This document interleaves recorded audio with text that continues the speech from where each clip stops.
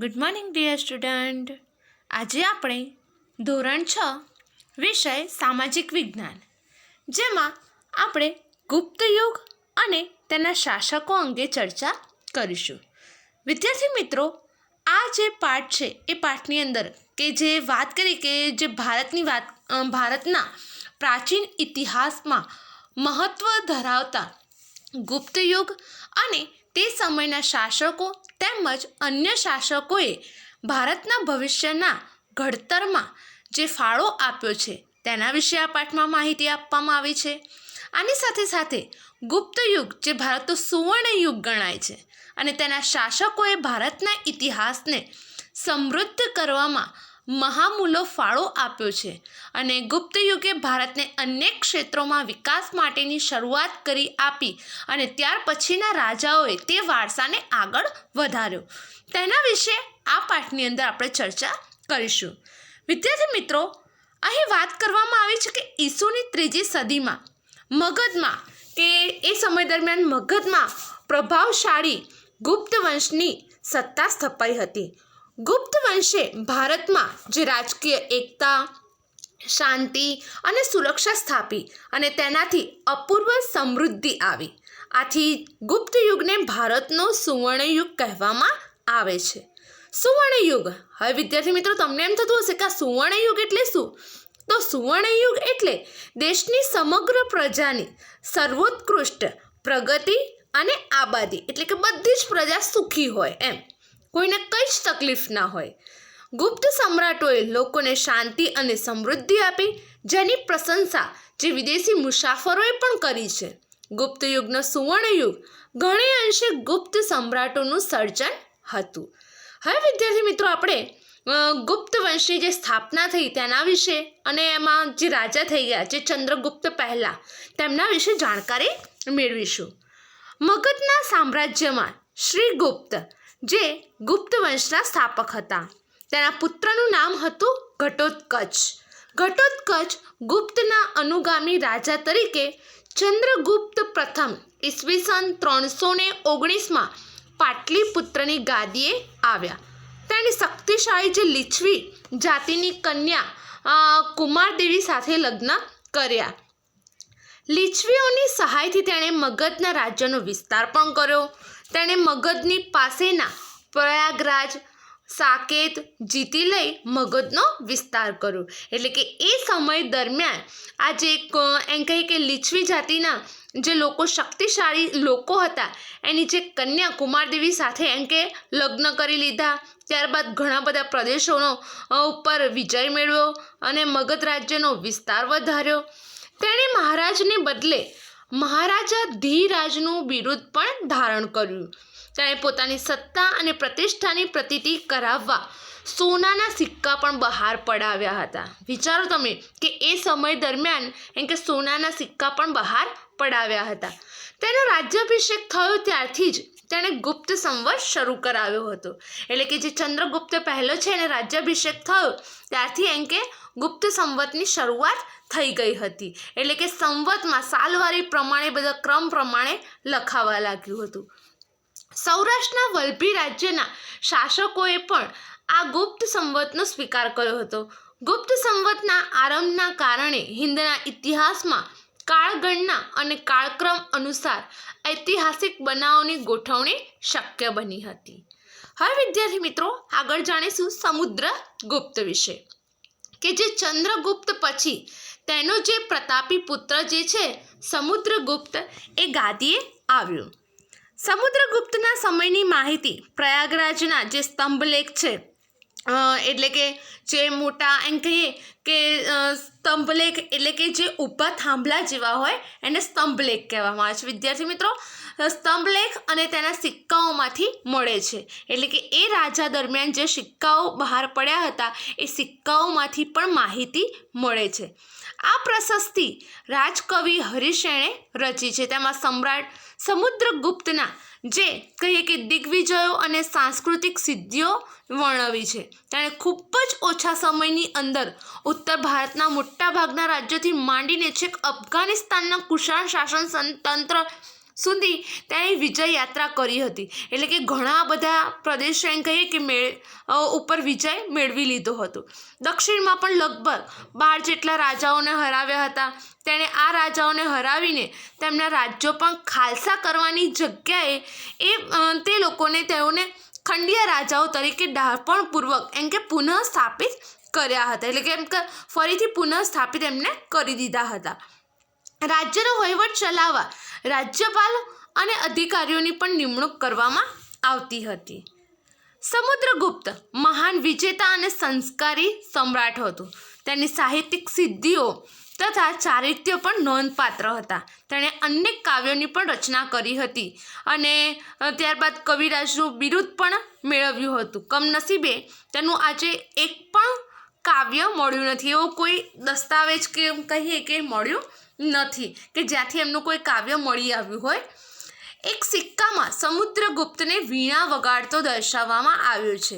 એટલે કે તેના સમય દરમિયાન જે સિક્કા મળ્યા છે તેમાં વીણા વગાડતા દર્શાવવામાં આવ્યો છે. એટલે કહી શકાય કે વિદ્યાર્થી મિત્રો એના આધારે કે સંગીત પ્રેમી હશે, એમને સંગીત બહુ ગમતું હશે, ત્યારે જ એ રીતે સિક્કાઓ ઉપર વીણા વગાડતા દર્શાવવામાં આવ્યા હોય. તેમના શાસનકાળ દરમિયાન એટલે કે સમ્રાટ સમુદ્રગુપ્તના શાસનકાળ દરમિયાન અનેક મંદિરો, બૌદ્ધ વિહારો અને જૈન ઉપાશ્રયો બંધાવ્યા હતા. તેણે અશ્વમેઘ યજ્ઞો પણ કર્યા હતા. આ સંદર્ભે તેણે સિક્કા પણ પડાવ્યા હતા. તેણે પોતાના દરબારમાં વિદ્વાનોને એકત્રિત કરીને ઉચ્ચ પ્રકારનું સાહિત્યનું સર્જન પણ કરાવ્યું હતું. જ્ઞાનીઓ તેની અને તે જ્ઞાનીઓની સોબત ઈચ્છતા હતા. એટલે કે જ્ઞાની વ્યક્તિઓને એમના રાજ દરબારમાં બોલાવવામાં આવતા હતા. તેણે હિન્દુ ધર્મને ઉત્તેજન આપ્યું હતું. તેણે સામાજિક રીત રિવાજોને સ્વીકાર્યા હતા. પ્રાચીન ભારતના ઇતિહાસમાં સમુદ્રગુપ્તનું સ્થાન જે વિશિષ્ટ અને નોંધપાત્ર છે. એટલે કે ગુપ્ત સામ્રાજ્યની મહત્તાનો તે સર્જક હતા. તમે જોઈ શકો છો કે એમણે પોતાના રાજ્યનો વિસ્તાર પણ ઘણો બધો કર્યો હતો.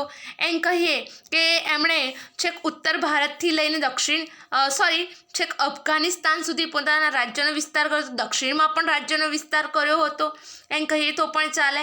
એમને સંગીત પ્રેમી હતા. એટલે એ સિક્કાઓના આધારે કહી શકાય કે એમને વીણા વગાડતા જે સિક્કાઓ મળ્યા છે એના આધારે કહી શકાય કે એમને સંગીત બહુ જ ગમતું હશે.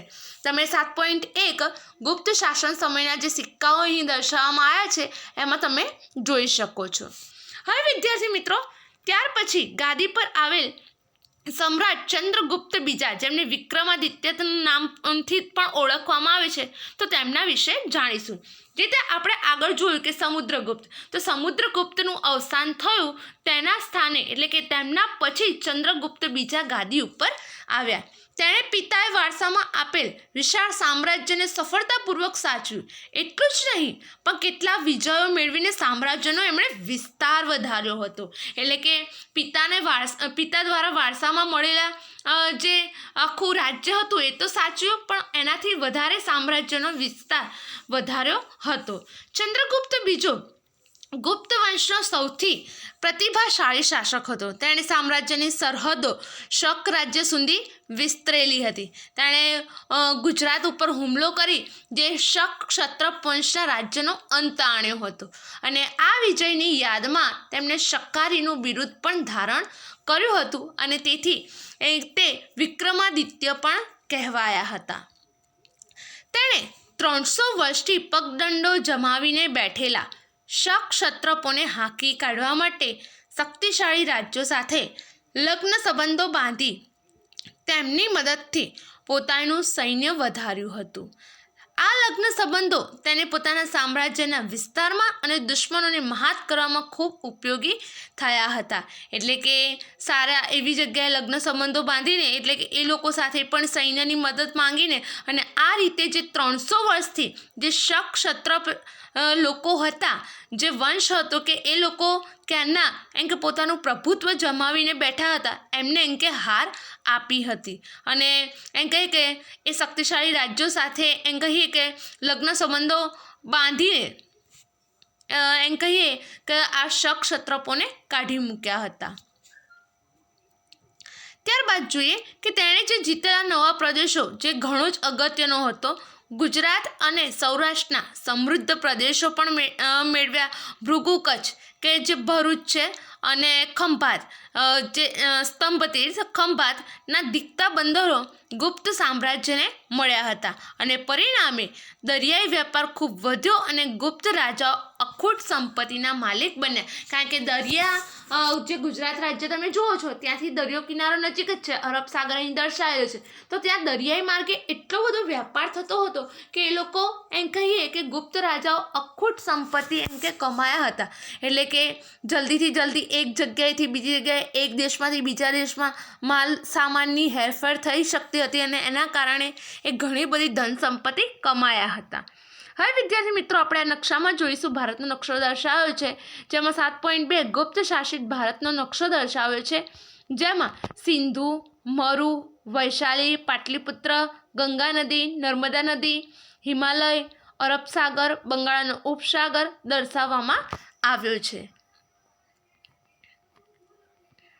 હવે વિદ્યાર્થી મિત્રો, આગળ માહિતી મેળવીશું કે સમ્રાટ ચંદ્રગુપ્ત બીજાની વાત જે કરી છે કે ચંદ્રગુપ્ત દ્વિતીયના સમયમાં આવેલ જે ચીની યાત્રાળુ ફાહિયાને ગુપ્ત રાજ્ય વહીવટના અને ગુપ્ત સામ્રાજ્યની સમૃદ્ધિના પણ વખાણ કર્યા છે. એટલે કે ફાહિયાન દ્વારા પણ જે ગુપ્ત સામ્રાજ્ય જે ચંદ્રગુપ્ત બીજાના સમયમાં આવેલ જે ફાહિયાન હતા એમણે તેમના રાજ્ય વહીવટની અને જે ગુપ્ત સામ્રાજ્યની સમૃદ્ધિના પણ બહુ જ એમણે વખાણ કર્યા હતા.